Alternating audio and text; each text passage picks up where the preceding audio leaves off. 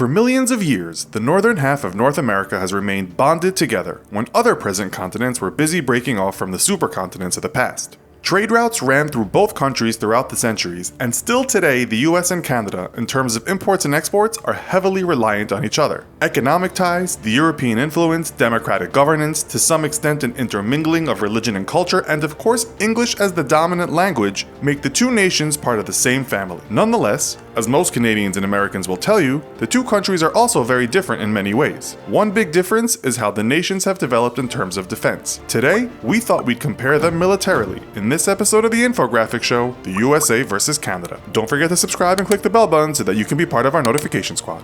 The United States of America declared its independence from Great Britain on July 4, 1776. Canada became a self-governing country on July 1, 1867, but it wasn't until the Canada Act of 1982 that the British ceased to have any influence on the Canadian Constitution. These two bordering nations each have a massive landmass, with Canada being the second biggest nation on Earth behind Russia. Canada's 3,855,100 square mile landmass, however, is not too much larger than fourth-placed USA. America's landmass is 3,705,407 square miles, and of course China is the world's third largest nation. Given the size of these giant nations, you may not be surprised to hear the Canada-US border is the longest border in the world at 5,525 miles long. While there were disputes in the past over the demarcation of land in some border areas, as borders go, the USA-Canadian divide has seen few conflicts. The only time the two countries went head-to-head was in 1812, when Canada, as a colony of Great Britain, became embroiled in the latter's spat over USA expansionism. Since that time, the countries have been the best of allies. In fact, the necessity of safe trading routes and an amiable relationship allowed both countries to prosper. After China, Canada is America's biggest trading partner, while for Canada, the US is its main trading partner. The USA has a much bigger GDP than Canada though, as we all know. Its 18 trillion plus GDP is the biggest in the world, whereas Canada's GDP is said to lie in 10th place on the list at $1.53 trillion. The US is regarded as having the world's strongest military, and with a $611 billion defense budget, about 3.3% of the GDP, America outspends the rest of the world by a mile. Canada, a country not often exalted for its military prowess, spends around $15.5 billion on defense, which is around 1% of the GDP. This, however, will soon change. It was reported in June this year that Canada will increase military spending to $32.7 billion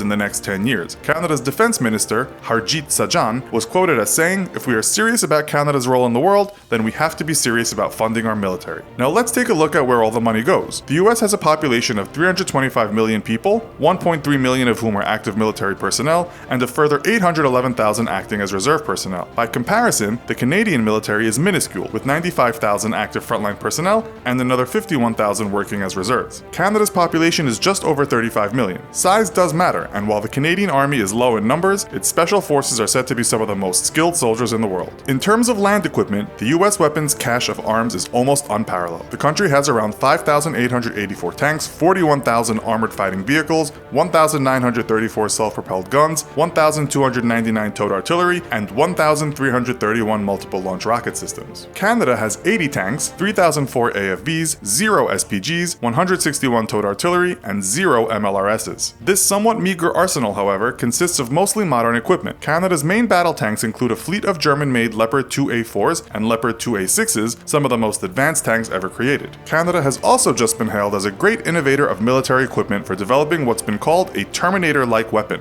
According to military analysts, the Canadian Defense Research and Development Organization has created the weapon of the future in its Soldier Integrated Precision Effects System Supergun or Smart Gun. Nonetheless, intelligent rifles might not be enough to hold back America's thousands of highly rated M1 Abrams battle tanks, a proven machine that has clocked a vast number of work hours. The USA is also spending big on developing its own super tank, the M1A2 SEP V3. The Royal Canadian Air Force is also somewhat outmatched in the skies when compared with the United States Air Force. Canada has a total of 414 military aircraft, 60 of which are fighters/interceptors, and 64 that are fixed-wing attack aircraft. The country has no attack helicopters. Its cream of the crop is its 103-strong fleet of American-made multi-role fighter, the McDonnell Douglas CF-18 Hornet. The Canadian government has also mulled over the purchase of the American F-35 stealth fighter, although that will come at some cost. Perhaps with the 70% increase in defense spending, Canada may have the aircraft in its sights. The USA outguns any other air force and is pretty much spoiled for choice in terms of inventory. The US has around 13,444 aircraft, many of which are touted as the world's best. This includes legions of F-22A Raptors, F-16 Fighting Falcons, F-15E Strike Eagles, and the notoriously expensive F-35A Lightning II. The US also has a large fleet of the McDonnell Douglas CF-18 Hornets, some of which have been converted to FA-18E Super Hornets. Canada's naval strength is rather small in comparison to the giant of the US Navy, although the Royal Canadian Navy has fought many battles over the years and is currently in the process of enlarging its fleet. The RCN consists of 0 aircraft carriers, 12 frigates, 12 coastal defense vessels, 4 patrol submarines, and 8 unarmed patrol training vessels. The US has 11 aircraft carriers, 22 cruisers, 67 destroyers, 8 frigates, 75 submarines, 0 corvettes, 9 amphibious assault ships, 11 mine warfare ships, and 55 patrol ships. It's also developing its multi-billion-dollar behemoth, the Gerald R. Ford-class supercarrier.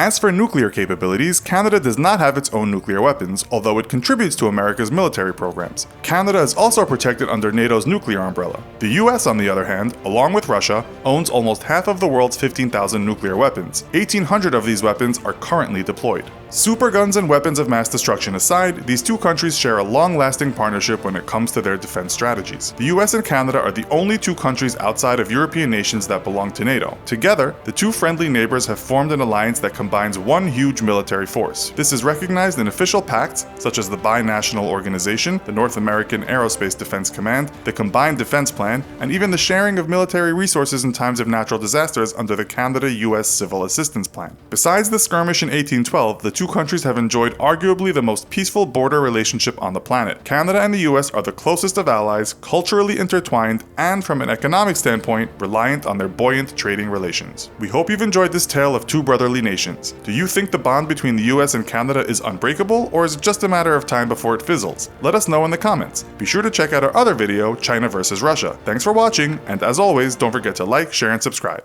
See you next time!